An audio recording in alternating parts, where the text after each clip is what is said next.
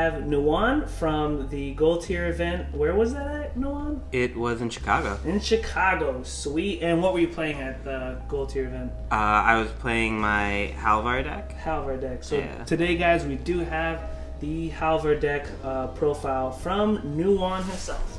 Sweet. All right, so let's begin, bro. The hero that you played was so the name of the hero is GrandArchitect Halvar. So I can read out the full effect, but basically, whenever you play a gravity card, which he has element 2, which he has basic access to, it gets stored directly under Halvar, as long as his effect's not dormant or something like that, which did happen to me during the tournament. Oh yeah, I saw that with Archmos and stuff. I was like, wow, what a kryptonite for Halvar's effect, man. Alright, sweet. Yeah, so if you store 6 cards, whenever you play a combo that has explosives as one of its elements, it deals an additional 3. Oh, cool. So that plays a lot into the combo selections that I chose. Sweet. Multi-order heroes in classic mode have a really hard time right now, I think, figuring out what those 5 combos should be. For real, I actually had to put a combo in here that I just can't play because I don't extra. Yeah, just as payment for something because I needed the fit spot. Right. Yeah, absolutely. But it worked out because it was able to pay for 2 other combos in full. So it still kept to pace with the rest of the deck. Sweet. And the deck is just super explosive. It looks like it too, man. Yeah, the bomblings seem to really help a lot too. Oh, absolutely. Sheesh. Oh my gosh. So what do you got for combos and what are you running? So for combos, because I have access to Tech and to Astral, of course I play the one classic combo, nice. Star Blast. So 7 healing, 7 damage. It's great for a swing. There's not a lot of healing in this deck, so like if you don't get this out and you're pretty low, you're starting to worry about whether or not you're gonna get hit. I have some answers for that in the deck. I'll go through too, but this is definitely a good way to end up winning.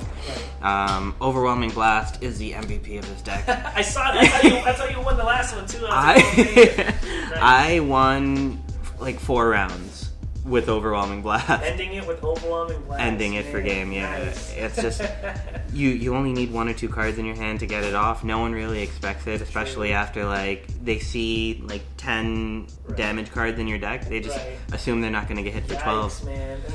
The 12, sheesh. And it does. Oh my god, instant, man. Yeah. Blast sequence. So if I ever get off Halvar's effect, which that combo was a nightmare with that Architect's effect. So the way this deck is built, and I think most people's hesitance for using Halvar is that a lot of the deck is stall and then you wait until the combos go off. So I just don't assume I'm ever going to get the combos off, and I just deal damage as fast as I can. Nice. Yeah, so Blast Sequence actually I kept in my hand just so I can pay for Overwhelming Blast most of the time. Cool. But if I play a control deck, which I got lucky and I didn't have to during the tournament, then Halvar the Effect is likely to go off, and that's when I'll save the Blast Sequence. What about Archmos? Isn't that somewhat controlled too, though? It was, but I was able to outpace it. Yeah, I got lucky. And I don't know, if you pay really close attention, I got super lucky because my life was around 3 or 1 for both of those matches. Yeah. So Super Gravity, this is one of those combos that I pretty much never play. Yeah, I have access to it. I'll show you an item in a second, so you'll see why it's still useful for me to have it. And also, there's a couple of decks that are very, very like heavily focused on having items. So in the event that I'm running into one of those decks, like the Selene Infinite Damage deck, this will save me for a couple of turns. So basically, it'll do damage reduction, and then all of their items are dormant. So their buffs are dormant too. Yeah. Exactly. Nice. Yeah. So it's a nice little tech, and then whenever I don't run into those decks, I basically just discard it for Halvar's effect. Cool. Yeah.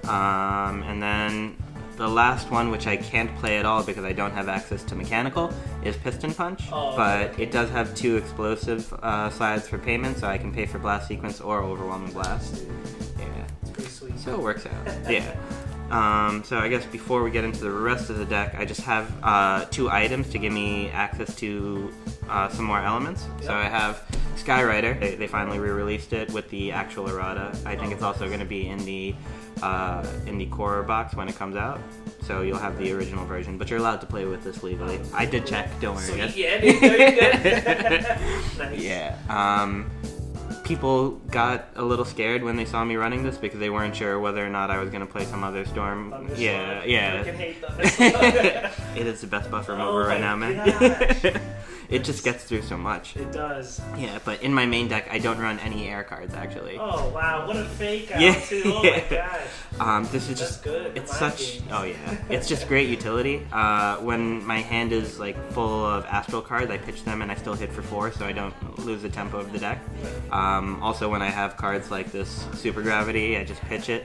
So it feeds into Halvar's effect. And then I don't like wasting my attack cards when somebody has a card like Mountain Fort or something like that. Yeah, yep. So I usually use my my item attacks for that. Oh, sweet, cool. And then Crystal Core because it's amazing and it wins games, man. You're so dirty. Crystal Core. Yeah, playing it at the right time is really, really important. A couple of games I had it in my hand and I had low life, but I intentionally didn't play at game 1 so people would inside item hate against me in game 2. Oh, right. So you really just have to get a feel for what your opponents might do. Okay. If they're like a technical player, they're probably going to have some answer to it. Right. Yeah. Astral has a lot of good item hate answers to it. They have this card called, I think, Starforged Warrior. Oh, yeah. Yeah, when it's on top of your grave, items are dormant. So you got to watch out for things like that. But as you can see, it won me the final. Yeah, dude. Sweet. That's all that matters. Yeah, that is all that matters. Cool. Alright, so now I organized this out by the orders. So let's go into the tech stuff. So Fumbling Alchemist you can only have one of, but it's 6 damage. You can't go wrong with it. Yeah, so pretty much any high damage I can get into this deck without having to like squeeze items for something. I just threw in. Nice. The point of this deck is to be quick and dirty. Yeah. Yeah, dude, and you can discard that combo. Exactly. It's pretty sweet. Mm-hmm. Yeah, and then whenever you don't have any combos in your hand, it's just 6 damage. Right. Yeah. Bomblings. A couple of my games were definitely won with this. Yeah. Nice. I did get off one Overwhelming Blast with a Bombling on it, so it hit for 17 damage. Gosh, yeah. Savage. So really, really fun. This deck is practically all attack. Even the like draw cards are attack and things like that. So do you have any way of actually getting anything back out of the discard pile in this deck or no? So for the first iteration of it did. Oh, okay. I ran Lunar Shriekers. Oh, okay. Cool. But there's so much attack in here that eventually I just assume I'm gonna draw more. Yeah, so cool. It's okay. And then if I burn out of all my attack cards, I would just Skyrider for 4 damage every turn if I can. Man, wow. Yeah. That's crazy. So 2 Crazed Bombers. I had to go back and forth a lot between whether or not I wanted to run 2 or 3. Right. I do run the 3rd in the side deck, and then every time I play a stall deck or a deck like Tetra's High Curator deck, I do side in the 3rd. Right. And it always comes in handy. Nice. But that getting rid of that 1 extra card and then adding 1 more damage card is just it's too good for first turn. Yeah, I think in all the rounds I only played best of 3 twice, like I said, and then I only lost the first game once. Okay. And that was against another aggro deck, so this wouldn't have helped out that much anyway. So I didn't side at all in that game. Nice. Yeah, that was super scary actually. It was the round right before the top cut. It was me versus a Tyrannos deck. Yeah, and it was just I'll deal 12, then he deals 12, then I deal 12. Yeah, so yeah, and it just ended up being whoever had the better draws because they were about evenly paced. Oh, nice. Yeah, Cool. so I was able to slug it out. Sweet.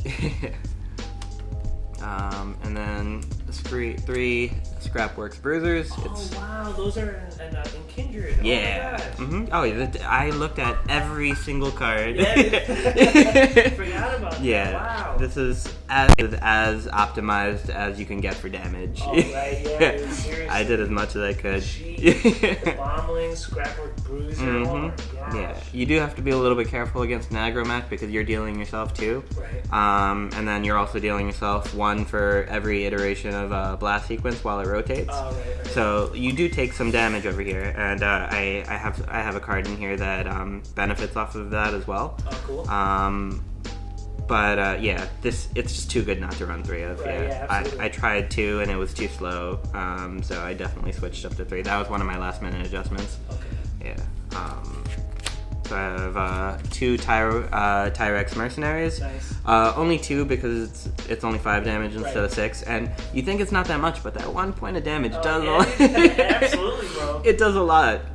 So it adds some diversity. So if you have, you don't have to just like clog your hand up with Scrap Bruisers. You can like hit 1 and then hit 1 for 11 a turn. Nice. So I have 2 of those, and just to add to the diversity, and this is also like partially like a good utility card.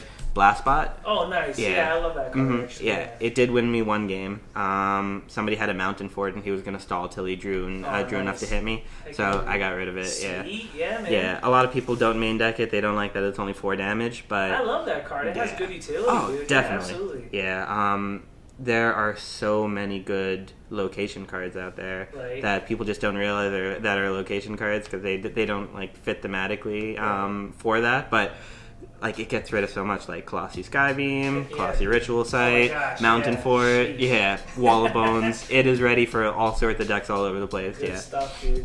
I keep it in my hand just in case. You have a good feeling, depending on the matchup that you're going to have, about whether or not they're going to have a location buff that's going to bother you. Right. So for Astral, if I'm playing one of those decks, I'll just play it, because if they have a location buff, I'm not really worried about it. Oh, okay, cool. Yeah, Mountain for Mountain, I will definitely keep it in my hand. Right, yeah, absolutely. Yeah, if I can avoid playing it until the end, I will definitely do that.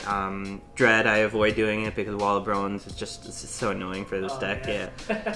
I usually end up like not doing anything. I just like wait it out for 3 turns and then just hope that they don't build up in time. Okay, I was gonna ask though, with the amount of attack cards that you have in there, you must your hand must freaking go down so fast. So it seems like that definitely. Yeah, but the rest of the deck, all it does is either search for cards or draw cards, cool. Yeah, or deal more damage. Right. Yeah, man. Yeah. Nice. So that's all my tech stuff. Let's move on to the Astral. Okay, so 2 Spectral Guides. Cool. Really, really solid. Just because even if somebody removes it, it feeds into Halvar, nice. And then on the turn that you play it, you get to draw a card too. Right, so like, too, yeah, you don't feel so bad that they wasted a buff removal on it. Right. Yeah. Also, like the only buffs I have in the deck are this Subjugator, which you're gonna see next, and Bombling. Oh, okay. So people they end up just getting rid of their Crystal Leeches or any of their buff removal for the Bomblings, and then I get these off. Oh, nice. Yeah. Cool. So they never touch it. And drawing 5 in this deck is ridiculous. Right. You can do a lot with 5 cards. Oh, cool. Yeah. Subjugator is amazing. It is down to 1, unfortunately. But what I tend to do is, if I'm around 15 health, that's becoming the new kill range for classic mode. Oh, okay. So, like for instance, Astral can kill you when it's at 16 with the combo. Oh, right. When you're at 16 with the combo. Yeah. This deck can kill you with the Bombling and Overwhelming Blast at 17. So you have to be very aware that you could die in a turn when you're at half life. Yes. So what I tend to do is, if I'm playing an aggro deck, I will just swat this down, and then it'll give me some time to replenish my hand. Right, absolutely. Yeah, just figure out how to get them to lethal before they can get me to lethal. Really, really solid. It helped out a lot. This is the one card I side out when I'm playing like a Dread deck, so I side this out for a Crazed Bomber. Oh, nice. Okay, yeah. Cool. Telestan Priest. It's not that great of a card. I've been playing around with some other cards in its place. It does add to my draw utility, and it feeds into Halvar. Right. It gives me a little bit of healing, and this deck basically has none. Right. So, yeah. Yeah, I like that card. Yeah, I do. But of all the other Astral cards that do something similar, I didn't want to have too many repetitive cards, so I can't play like them turn after turn. Then? I just have the one of that. Okay, cool. Yeah. If I make another iteration of this deck, I might take it out. I'm not sure yet. I actually only have 6 Astral Gravity cards, so like it's a perfect amount. That's how you can tell I'm not looking for Halvar's effect. Right, nice. Yeah, so yeah, it's possible for it to go off, but that's not what I'm going for. Nice, yeah. cool.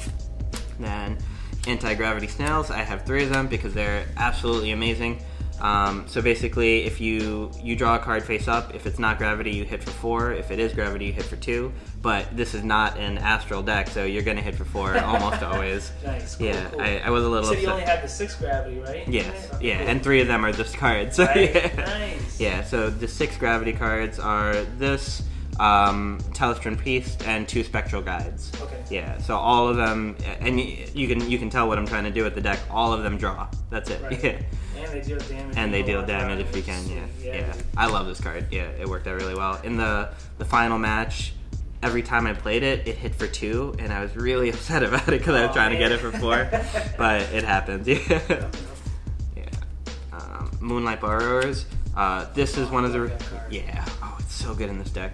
Yeah, all of your gravity cards go underneath your pile, so you never have Astral cards in your graveyard. So you always get the additional action. Oh, nice. Yeah, cool. so it's really solid. Yeah. Cool.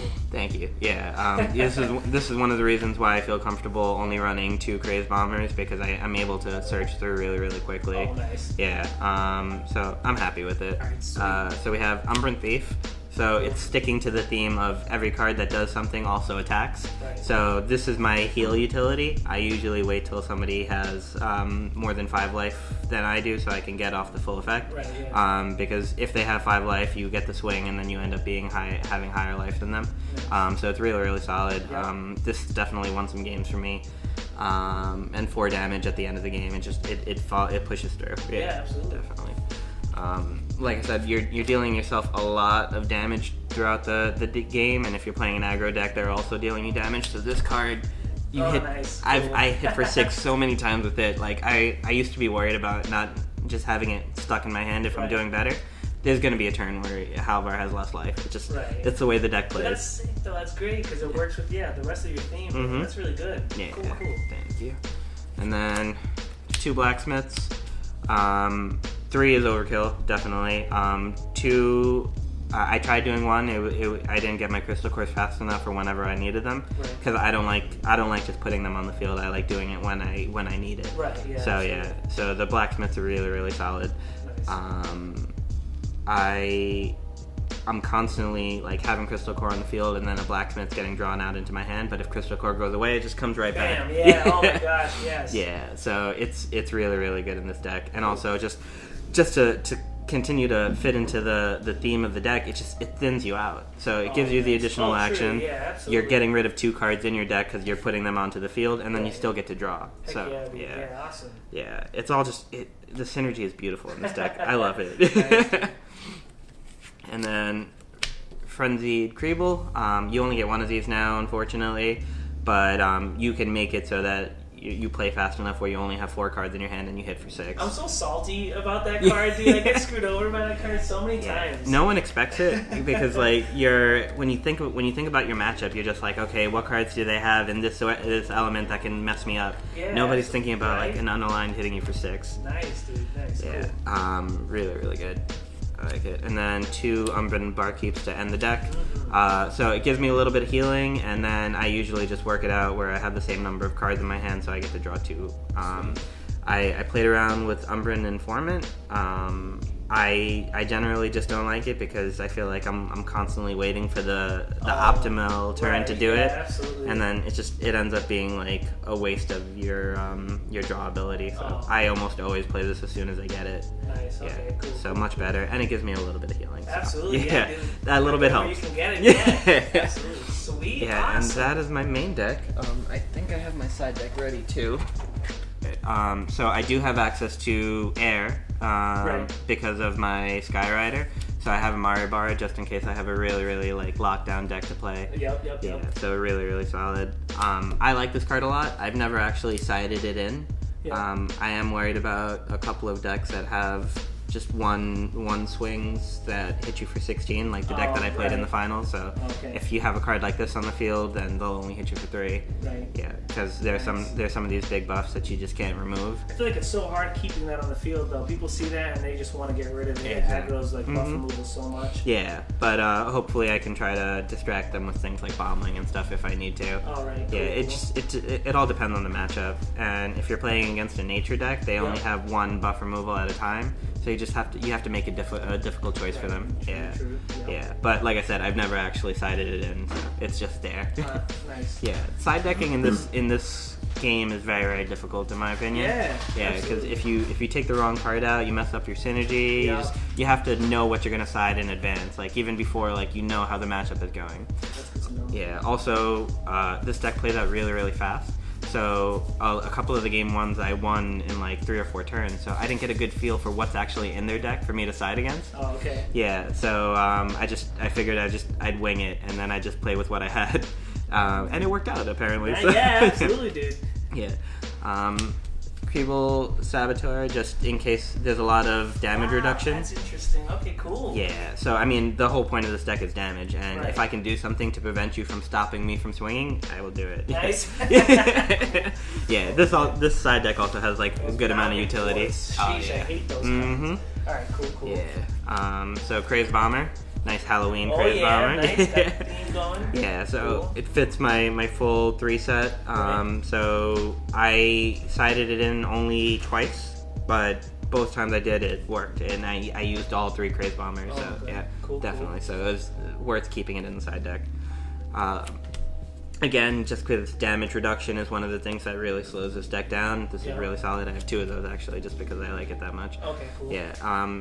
There's a couple of matchups where I'm not necessarily worried about damage reduction, but there are cards in here that I won't need based on the matchup. Like against Astral, Subjugator isn't that great, so I would throw in some more damage cards just to try to swing it out faster.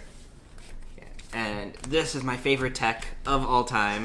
Yeah, it's so good. That's dirty. Oh my gosh. So especially if they have like a combo buff ready to deal damage. Exactly. Oh, dude, no way. Everyone that I've been talking to, they've been telling me that like it's a horrible tech because people will just not play anything. But like part of this game is setup. So if they're setting up and you know you're gonna get hit for 12, you just play it down and they're also gonna get hit for 12. Does that work for every single card that deals? So it's like individually. Yeah. So if they had a whole bunch of buffs that were gonna hit you, each one hits. Oh, nice. Yeah. Wow, cool. Yeah. So I've won some games against like the Sicario versions online where like they're gonna hit me for 30. Right. Yeah, they'll die first. That's yeah, this is definitely my favorite tech. Yeah. Nice. Awesome. I did not play it during the finals at all, unfortunately. I didn't get a chance to do it. I wanted to do it against Tetra, actually. Oh, nice. Yeah, but I just figured I didn't need to, and if I drew it before, it would slow me down, and I really needed to speed it up against that deck, because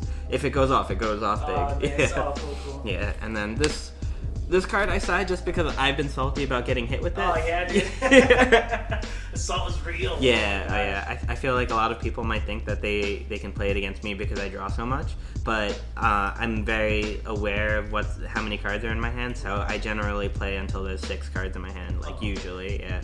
And then after that, I just draw or sit, and then just attack little by little. Nice. Yeah, so it doesn't work against my aggro deck, but I've seen it work against a lot That's of the decks. whole point, yeah, though, right? Exactly. You don't want it to, Yeah. Heck yeah. Sweet, cool. And this is what I won with, yeah. Nice. Cool. I played pretty much everything, like all sorts of decks. Yep. A little bit of control, aggro, obviously, a lot of mid-range. I think Astral's going to be pretty big this format in general, just because it has so much. Yep. Mountain still has a lot of utility, so you got to watch out for that. But I mean, we'll see. Yeah, dude, absolutely. Yeah. So if anybody wants to build it, you can reach out to me. We could talk about it. We can talk about it. Yeah. Oh, sweet. Awesome. Well, thank you so much, man. Seriously, no problem. I really appreciate it, dude. Awesome. Yeah. All right, well, thank you guys for tuning in. That's Nuwan with the Halvar deck profile from the Gold Tier event in Chicago, right? Yes. Correct. Sweet. All right, well, thank you guys for tuning in. Take care. Yep. See you guys in Jersey. Woo!